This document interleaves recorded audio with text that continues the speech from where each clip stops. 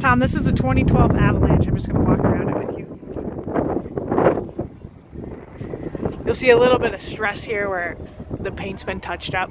And then here's your tire tread.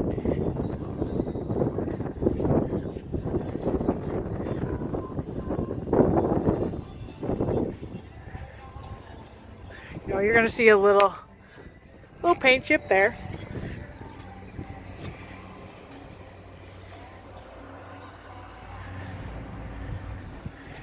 Passenger side.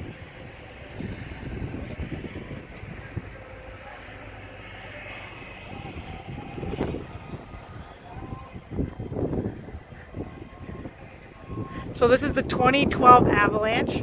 Let me know if you have any other questions on it.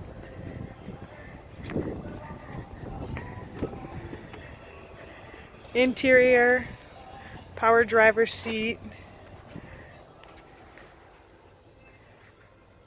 dual climate, so driver and passenger can set their own temperature.